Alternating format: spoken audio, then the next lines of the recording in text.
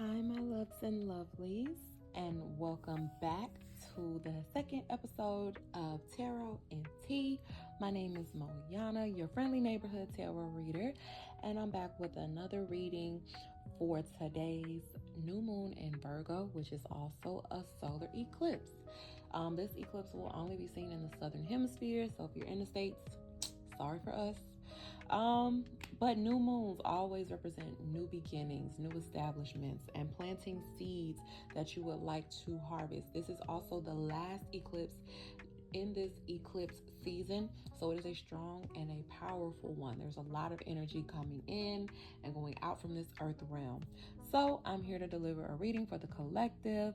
I've already pulled the cards and I've had them flipped down, so this will be my first time seeing them along with yours. So we are just going to play it by ear, or by ear I should say. I'll be reading from the Afro Goddess Tarot deck, as you can see, by Andrea Furtick, and I've got my tea here. So let's begin. Our central theme, the energy we are currently seated in and that is currently present around us for this new moon in Virgo, is the Chariot.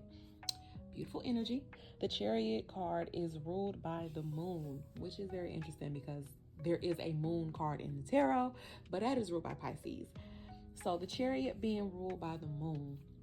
So the central theme is calling us to press forward. We'll have to tap really deep into our willpower. Very interesting because it is a solar eclipse, meaning the sun will be partially blocked out by the moon, but willpower is controlled by our solar plexus, which is in our gut. And you need that strength, that willpower, that ambition, that drive to be forthcoming and to be forthright, to want to move forward and to hold steadfast in your beliefs. If you are starting something new, it's simply to have the energy and the drive to move forward.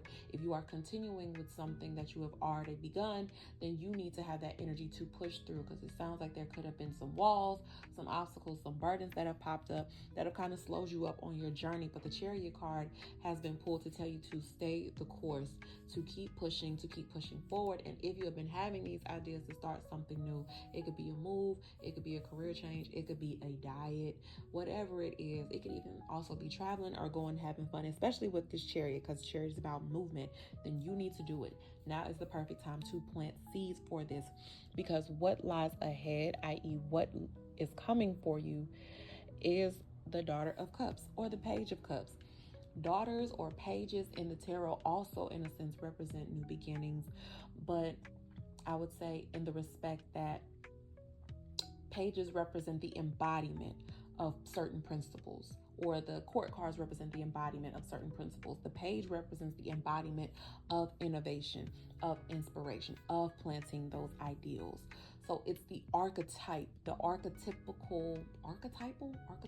whatever the word, the archetype of the energy of a novice, someone that is new to a craft or to an activity, just someone that is starting fresh on their journey. And you have the cups, which is the element of water that deals with your emotions, your compassion.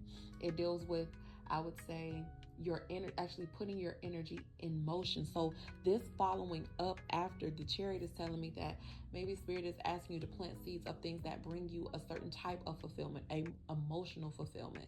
It has nothing to do with earthly gains. It has nothing to do with earthly notoriety. It really is something that feeds your spirit, that nurtures and nourishes not just your body, but your mind, your soul, your spirit, and those around you. Also, if you see the woman in the card, she's holding up a cup with a fish. Fish in Southern traditions, Southern superstitions, hoodoo and all that jazz, when we say someone in the family dreams of fishes, that means someone in the family is pregnant. So when I see fish, because I am a Southern Black woman, I do practice hoodoo, I think of fertility. When we talk about new beginnings, that is giving birth to something new. It doesn't have to be a physical pregnancy. It can be a spiritual pregnancy, a project coming into fruition, an idea coming into fruition, really starting to take effort into bringing something to life. And the fish looking back at this woman and she's happy just tells me that that's spirit in support of whatever journey, whatever seed you are about to plant. That is going to be something that will germinate. Now, it's not going to happen days later, weeks later, sometimes not even months later. Sometimes a seed you plant today will sprout years down the line, or even still, especially if you're someone that works with your bloodline or your lineage, it could be seeds being planted that you won't even get to see the fruit be born. It could be your generations after will get to sit under the shade of the tree that came from the seed that you plant. So keep that in mind. The hindrance position, what will be stopping you from moving to this energy, is the Daughter of Swords, the Page of Swords. Very interesting that you have two pages countering each other. But it makes sense, as I said, going with the Page of Cups is that you're not supposed to be seeking earthly notoriety, no worldly notoriety. The Page of Swords is with the element of air. So that's your mental realms, your communication. Those are the ideas that flow in on a whim that you have to get out of your head. The hindrance of you moving forward is that you are too stuck in the thought process, the thinking process, the idea process. You haven't even moved on to planning. You haven't even moved on, let alone planting seeds. You're still thinking. You're still grasping at this idea and this possibility and that possibility. Meanwhile, time is passing you by. Granted, time in a sense is an illusion, but you'll never know what will germinate until you plant it, until you plant that seed. And so what if it doesn't work out as you thought it would or you would want to? But the point is that you tried, and it probably led you to another space to get you to where you need to go. You have to get out of the thought process and get into the doing process, get into the emotional process, figuring out what your passion is and making that a priority. Because you keep thinking or you keep grasping at things that sound right, but do they feel right? There's a difference. On the left, your feminine side, which is the energy you're drawing in, Two of Cups. I look at the Two of Cups a little similar to the Lovers, but different. It's about like minds and kindred spirits. Knowing that you are not doing this alone and you do not have to go at anything alone. Find your community. It can be a person, it can be a lover, it can be a friend, it can be a family member, it can be multiple people. Represent that ideology of having people to lean on, having people that support you, having community around you that also see value in what it is you're trying to give birth to, and they also want to help. The minds and the spirits intertwining, if that makes sense. The balance of the masculine and the feminine.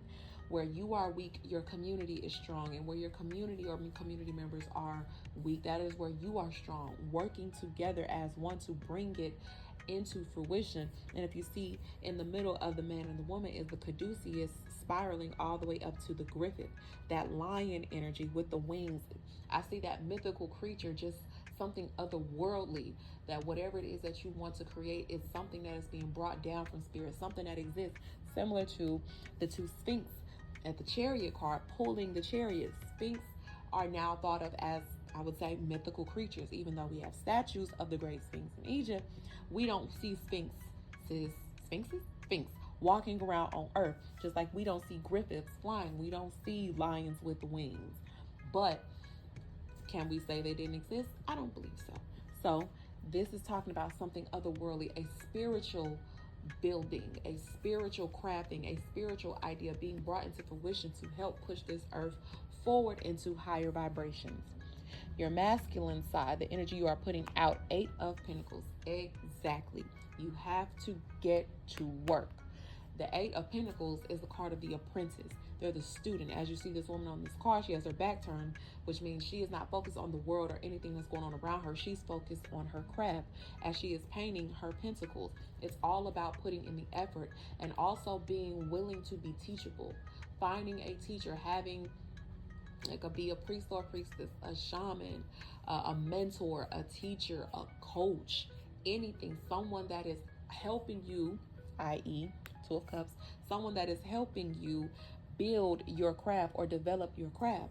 So that Two of Cups energy could represent a mentor, someone that sees the light in you, that wants to see you shine it, and they are going to help you do it. This is something that you're putting out. you're willing to put in the work. You're going to have to, and you're not going to do it alone. Somebody's going to guide you. People are going to come and support you. They want to see it happen, but you have to get out of your own head and make the moves first. Your overall message, the message that sits at the top of the reading, and what did I talk about? And it sits right next to the card with fish. When I said fishes represent that superstition in the South of pregnancy, we have the Empress here. And I love this card because, one, the Empress is ruled by Venus. Venus controls, or Venus is home in the signs of Taurus and also Libra. After this new moon in Virgo, after the solar eclipse, the moon quickly moves into Libra. But also, Venus, as you see on this card, the woman is pregnant, which means that represents that fertility. You are fertile with ideas. You are fertile with new beginnings. You have now conceived ideas, but now you need to give life to it. You need to let it grow. You need to let these ideas develop.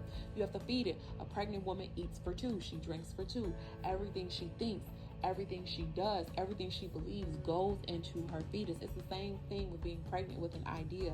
Everything you are gets fed into that idea. So if you are full of doubt, if you are full of negative self-talk and disbelief, that is going to your idea, and that's what's going to manifest. But if you are full of love, if you are full of hard work, work ethic, ambition, and happiness and fulfillment, and like I said, hard work and work ethic, happiness and fulfillment, and joy and support, that is what's going to get fed into your idea, or i.e. your future child. But you are definitely fertile at this time. If you are pregnant, for real, congratulations. But if you are spiritually pregnant, congratulations, get to work.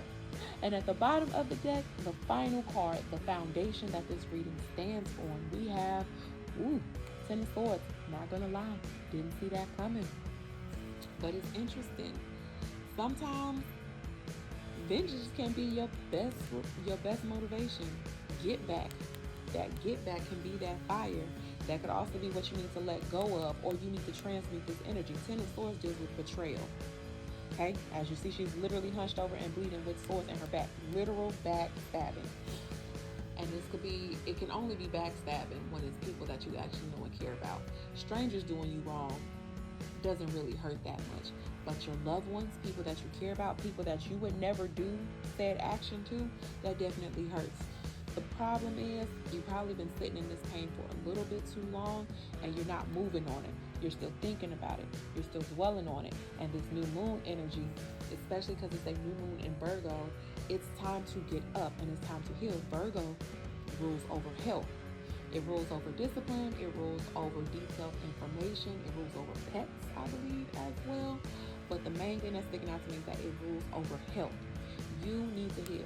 Not just the physical health like your diet and working out, the mental, because we've got swords here, and the emotional health with the cups in this reading.